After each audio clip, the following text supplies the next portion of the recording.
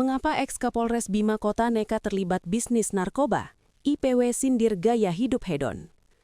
Kasus dugaan keterlibatan dua perwira di jajaran Polres Bima Kota dalam pusaran peredaran narkoba kembali mengguncang publik.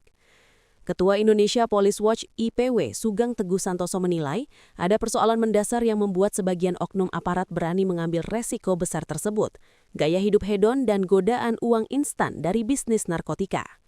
Menurut Sugeng, kombinasi antara dorongan materialisme dan besarnya perputaran uang dalam jaringan narkoba menjadi faktor kuat yang menyeret aparat penegak hukum ke dalam lingkaran kejahatan.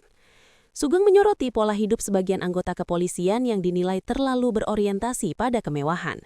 Ia menyebut hasrat untuk menumpuk kekayaan secara cepat bisa menjadi celah yang dimanfaatkan jaringan narkoba.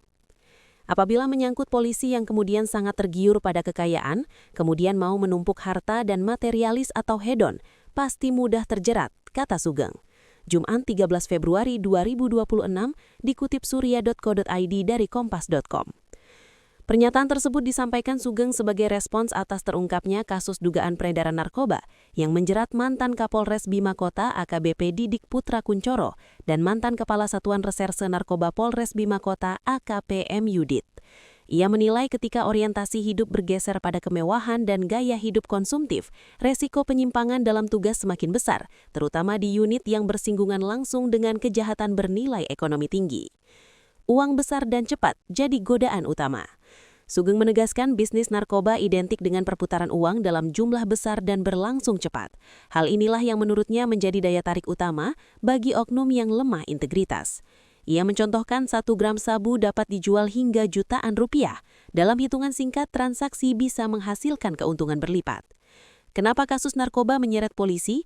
Karena peredaran narkoba melibatkan jumlah uang yang besar dan dalam waktu singkat, ujar Sugeng. Dengan nilai ekonomi sebesar itu, ia menilai tidak sedikit aparat yang akhirnya tergoda untuk ikut bermain alih-alih menindak. Sugeng juga mengingatkan keterlibatan aparat justru membuat praktik ilegal tersebut semakin sulit terungkap. Ketika penegak hukum berada di dalam lingkaran, jaringan bisa merasa lebih aman. Ini hanya akan terbuka jika ada informasi dari dalam, termasuk bandar narkoba itu sendiri atau orang-orang di kepolisian itu sendiri, kata dia.